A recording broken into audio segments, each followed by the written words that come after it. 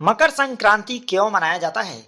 दोस्तों, आखिर मकर संक्रांति मनाने का महत्व क्या है? भगवान श्री कृष्ण मकर संक्रांति के बारे में क्या कुछ कहते हैं, इस वीडियो में आपको बताएंगे। दोस्तों, मकर संक्रांति के बारे में भगवान श्री कृष्ण ने जो कुछ भी कहा है सभी को जान लेना चाहिए। तो चलिए बताते हैं। आप इस वीडियो को बिल्कुल आखिर तक देखना, तभी आप मकर संक्रांति को अच्छी तरह से समझ पाएंगे। दोस्तों, दक्षिणायन देवताओं की रात, उत्तरायण मतलब देवताओं का दिन होता है। शास्त्रों के अनुसार सूर्य जब दक्षिणायन में रहते हैं तो उस अवधि को देवताओं की रात्रि व उत्तरायण के 6 माह को दिन कहा जाता है।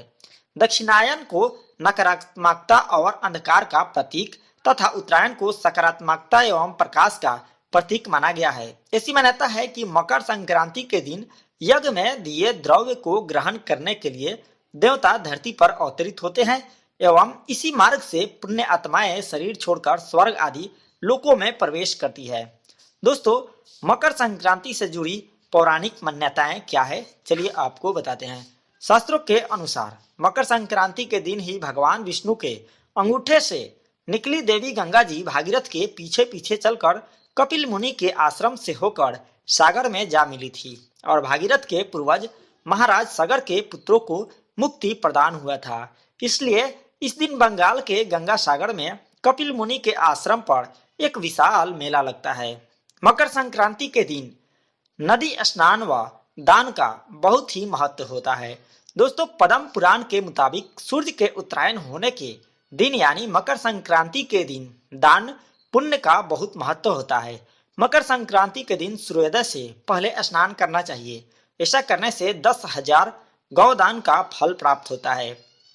इस दिन ऊनी कपड़े, कंबल, तिल और गुड़ से बने व्यंजन व खिचड़ी दान करने से भगवान सूर्य एवं शनिदेव की कृपा प्राप्त होती है।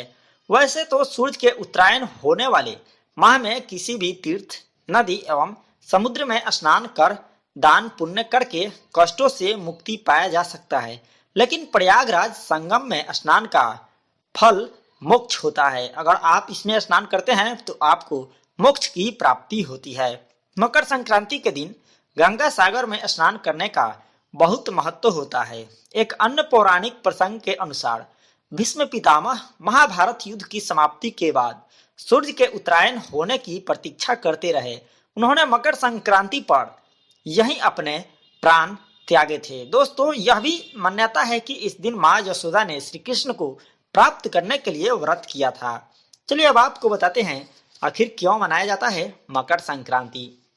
दोस्तों, माना जाता है कि भगवान सूर्य अपने पुत्र शनि से मिलने स्वयं उनके घर आते हैं और शनि मकर राशि के स्वामी हैं। इसलिए इस दिन को मकर संक्रांति के नाम से जाना जाता है।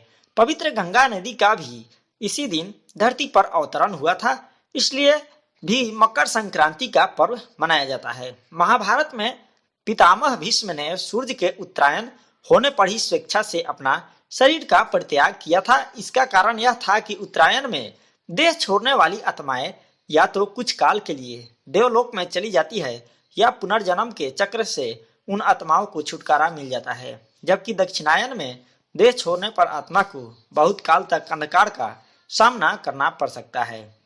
दोस्तों, स्वयं भगवान श्री कृष्ण ने भी उत्तरायण का महत्व बताते हुए कहा है कि उत्तरायण के 6 मास के शुभ काल में जब सूर्य देव उत्तरायण होते हैं और पृथ्वी प्रकाशमय रहती है तो इस प्रकाश में शरीर का परित्याग करने से व्यक्ति का पुनर्जन्म नहीं होता है और ऐसे लोग सीधे ही ब्रह्मा को प्राप्त होते हैं।